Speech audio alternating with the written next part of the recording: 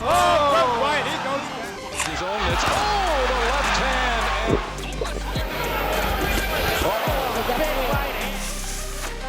And he winks it. Diets. Who needs them when you've got once-in-a-generation boxing genius like his? Eric Ashe is a true phenomenon, a man who can devour anything on his plate and destroy anyone in the ring. Despite his physique, he silenced every critic who underestimated him.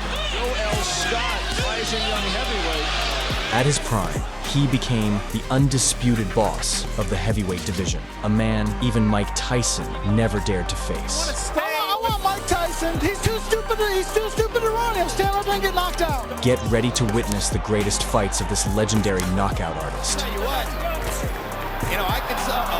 Hide your food, because here we go. Butterbean began his boxing career in 1994 and quickly made a name for himself. The chubby powerhouse showed incredible technique and knockout power, winning the hearts of thousands of fans. But in 1996, a challenger appeared, a man who thought he could stop the beast with ease. Richard Davis was so full of himself, he openly mocked Butterbean. Hi, this is King of Rock and Roll, and I like to watch Tuesday night fights and eat butter beans. Thank you very much. Thank you. I'll eat him alive, Davis said. Eric Ashe was furious, but kept silent. He knew his fists would do the talking. Richard Davis doesn't even want to look Butterbean. As soon as the bell rang, the enraged Humpty Dumpty charged forward like a freight train. Actually a tendency to throw a jab. Davis managed to escape the first serving and kept provoking Eric again. But that was a mistake. Butterbean lost his patience and delivered a first-class ticket to the realm of pain. Here's his own, it's, the left hand, and Davis. 1 minute into the fight. Davis wondering where he is. In the end, Eric Ashe secured a dominant victory, proving this idiot was no match for him.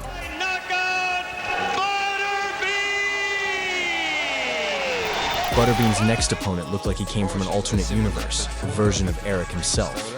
Paul Springer looks uncannily like Butterbean, only instead of fat, he was armored with pure muscle. But shortly after the fight began, Butterbean decided the ring wasn't big enough for both of them and made sure the muscleman left it unconscious. Здоровенный, только более мускулистый. Ну вот.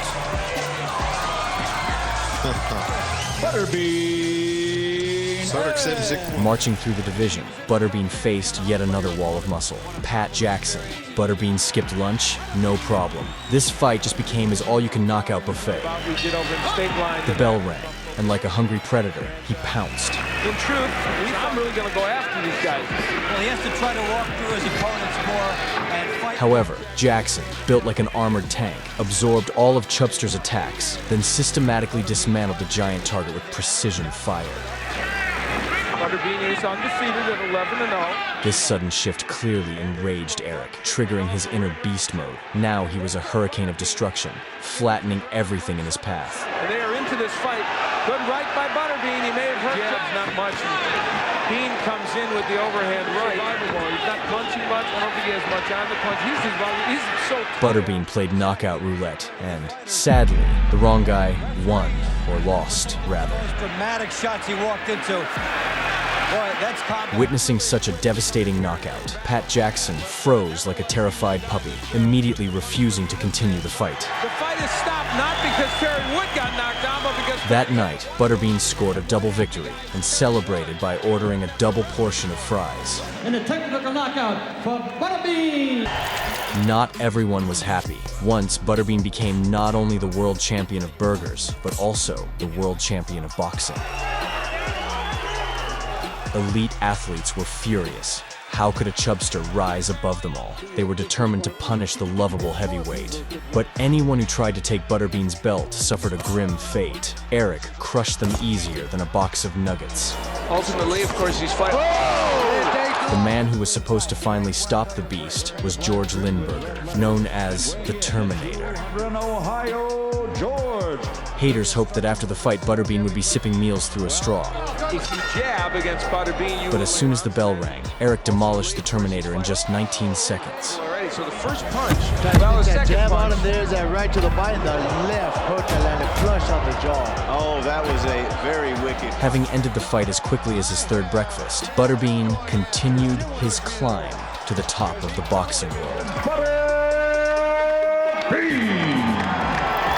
Eric Esch then faced one of the toughest opponents of his career, Jackie Beard.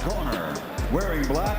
He lost a very close decision in that. Beard was significantly bigger than Butterbean and radiated confidence. Man competition, and he just turned professional. From the very first seconds, his opponent realized that Butterbean's defense had more holes than Swiss cheese. Right there in microcosm. Point out they're using 16-ounce gloves. Convinced that Eric was just another out-of-shape loser, Jackie began mocking him with arrogance. Unless you get hit with that pillow through this round.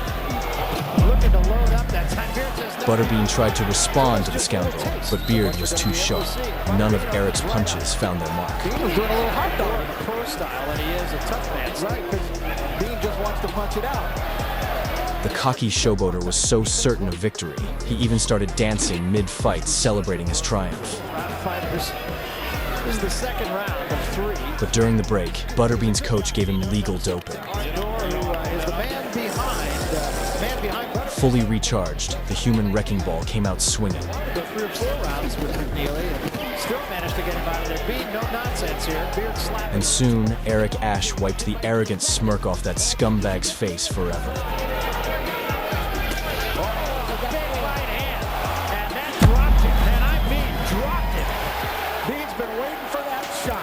In 1999, Butterbean challenged one of Tyson's main opponents. I'm Hurricane Peter McNeely from Medfield, Mass. On Saturday night, watch me kick Tyson's ass. You'd have a big dump in your pants. Tyson with a left hook, a right uppercut, down goes McNeely. Steve, he's very hurt. He can barely stand up. McNeely insults Tyson, then gets knocked out. Peter McNeely was no pushover, with a record of 45 wins, 34 of them by finish. Williamson is the former WBC light heavyweight champion. He goes down early in the... Butterbean decided that since Tyson had easily defeated McNeely, it would be no problem for him either. With your medical background, is this too risky? The bell rang, and both fighters greeted each other with shots. He was under drugs and heavy drugs. Let's go to this. Butterbean goes right to it. But soon enough, Butterbean seized control, turning McNeely into a human punching bag. I don't think he's a good puncher for 300 pounds. And we had some words about this after the glove of McNeely. It was a brutal showcase of violence, as if McNeely had stolen Butterbean's last slice of pizza. It's lighter than Butterbean. There's a he's raised a little too much. Didn't diet or train on his life. Oh, he missed with the right. Unable to handle the pressure, McNeely collapsed in defeat, with nothing left to say. It's all Butterbean. McNeely ready to go. And that's it. Jane 80 steps in and stops the fight. Tyson, just the people demanded. Butterbean is truly one of the greatest boxers of all time. In front of him to nail him a little bit, like Fun Man doing a side choke. Big ripping shots by Butterbean. He proved to the world that no one should ever underestimate him. Down goes Linda. And as for Mike Tyson, he was lucky he never had to face this monster. He is his own. It's the left hand. He wins. Don't forget to like and subscribe. This was Boxing Space. See you next time.